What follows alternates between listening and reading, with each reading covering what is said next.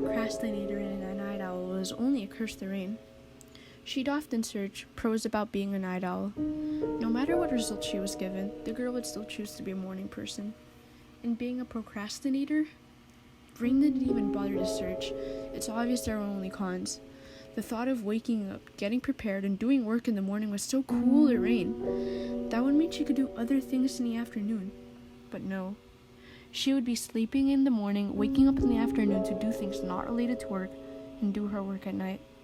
In this situation, it wasn't nighttime, and more like morning. She still considered it night because it was dark out, but the sun was soon to come out. An air conditioner kept the room cold, while a blanket kept Rain uncomfortable. The bed she laid on was a bunk bed. She took the top bunk while her brother took the bottom bunk. A dim light shone at the bottom bunk and the place surrounding it. The light source coming from the fairy lights that decorated a shelf. As Rain was appreciating the dim light, she heard a distant yelling coming from her mom, although she couldn't tell what her mom was saying. Rain tried to move to get up, but couldn't. She tried moving her arm, then her leg, followed by an attempt to sit up. Out of all of those trials, none of them worked. Rain sees her brother come into view from under her bed. He opened the door, light pouring in and evaporating after he closed it. The girl figured that she was probably too tired to move, and went back to appreciating the light that she couldn't fall asleep, and felt as if her eyelids were unclosable. Just as Rain was starting to feel safe after her brother left, she heard a child's voice. Probably a boy.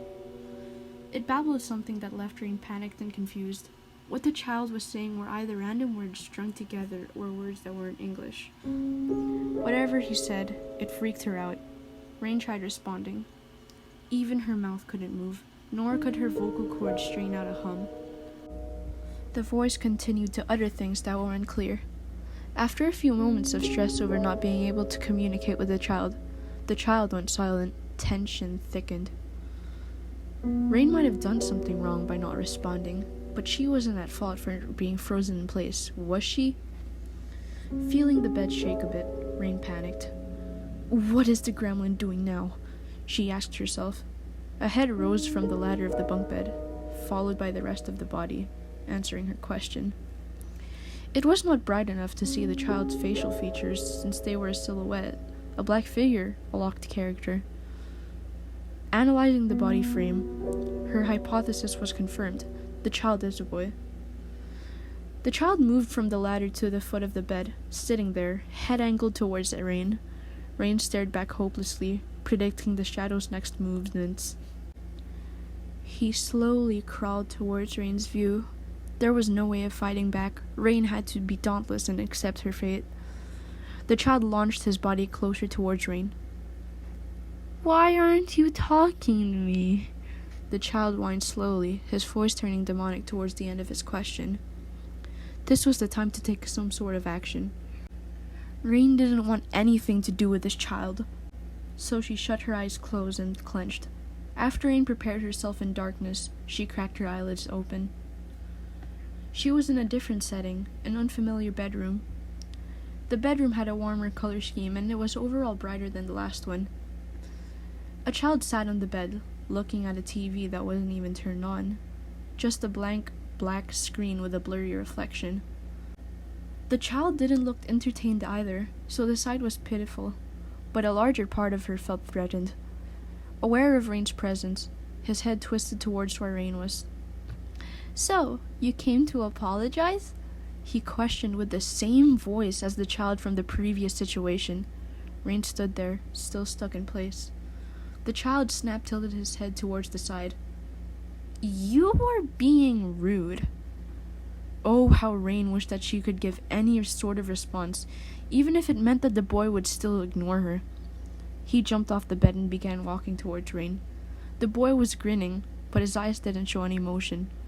Rain screwed her eyes shut once again and woke up in her bedroom. Relieved, Rain tried moving her hand around. Her hand moved. Rain wanted to move on and forget about what she had just experienced, so she grabbed her phone that sat on her chest. Even though Rain wanted to forget, she started searching up keywords related to her experience. Can't move during nightmare. The girl typed on her search bar with weak fingers.